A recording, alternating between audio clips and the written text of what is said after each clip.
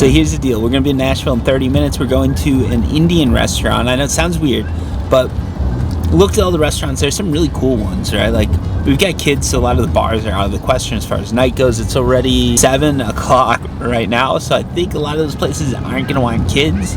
There's something called Honky Tonk Highway. We do want to go there at night just to check it out, so we might drive through, but we'll see. There's some really cool stuff coming up, that's for sure. But yeah, we just got into Nashville, and yeah, it's looking nice. If you look over here too, these people have some nice lights out. You're gonna see it in a second here. Look at that, lighting up the driveway. So here's the deal. We're gonna go to an Indian restaurant. Sounds weird.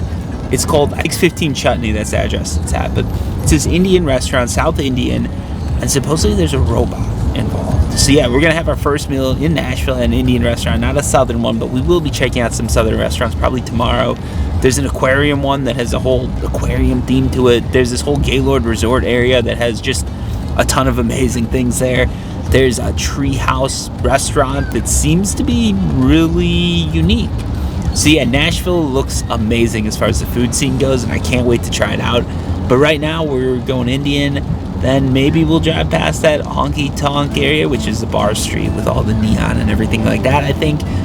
And then after that, we're going to Doubletree because we've got to get the kids to bed.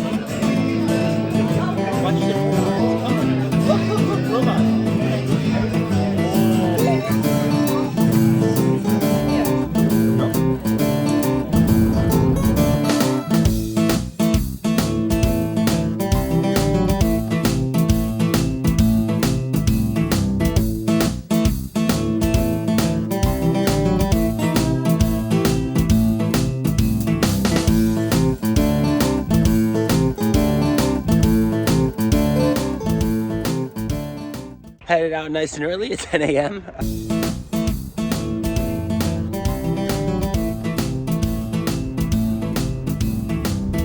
One of the cool things with Nashville is this, like, you drive down the highway, you're right in the city, and there's still like a lot of stone just right across the highway. You can tell it's a very rocky area. And let's see the Parthenon, or at least the Tennessee version of the Parthenon. Looks pretty cool though. Apparently it was made of wood previously, and then they decided to fix things up and make it out of cement so that it had a better feel to it. I think it's $10 entry, and we should be able to walk around, see the whole thing, maybe see some statues, a bit of art, and then we're gonna be on our way to Honky Tonk Highway. No neon lights today, but it should be a little bit better for kids. Welcome to the Parthenon.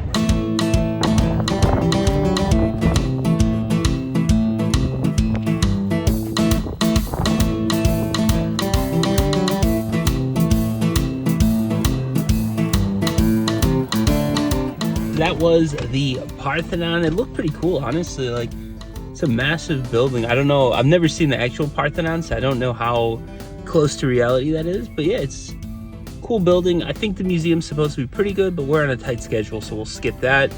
The park over here and everything like that, it actually looks like pretty good to walk around. It's just, again, tight schedule, so we're gonna go to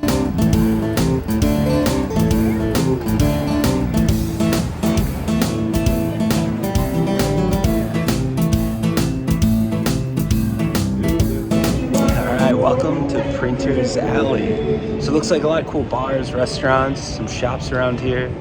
It's really nice. So Printers Alley, apparently the way it worked is it got really famous and sort of popular during Prohibition because it was one of the few places where bars wouldn't get busted. So everywhere else they'd get busted, and here it was good to go.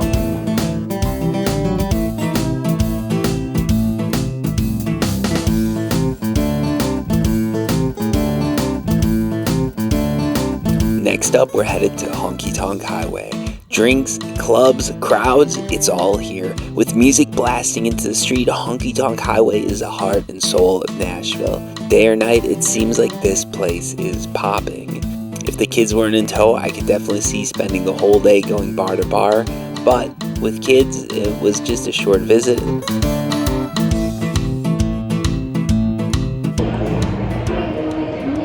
A little bit less fun with kids, but it's really cool.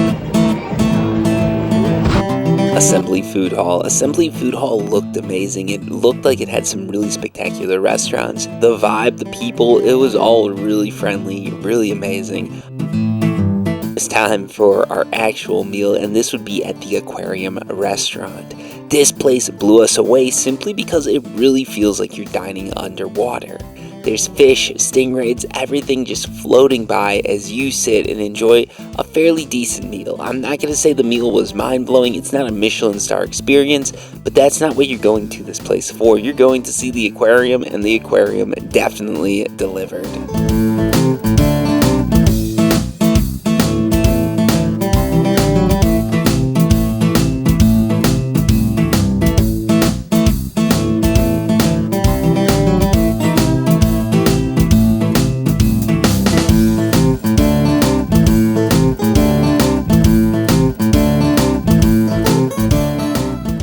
So now we're going to be headed to the Gaylord Opryland Resort, or the Gaylord Resort, or something like that, basically.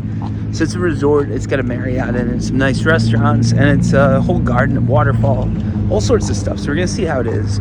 Not sure if we'll get in because there's some like wristband stuff. I thought it was just for the water park, but maybe, I don't know, the signs seem a little interesting.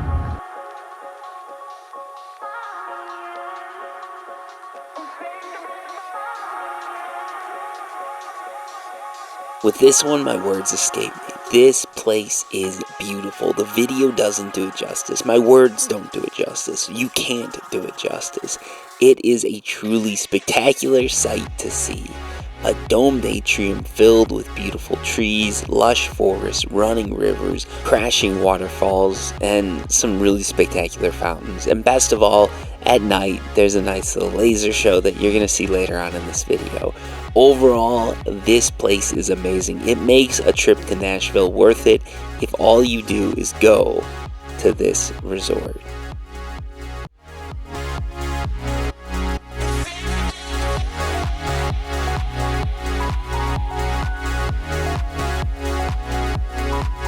Definitely doesn't feel like Nashville or Tennessee or the U.S. Well, maybe Hawaii. It's a whole different vibe in here. They built a dome, put tropical trees in, buildings, like the whole city, fountains, everything. And like outside it doesn't matter what it feels like. Inside it feels like a humid tropical environment. It's like being back in Sydney.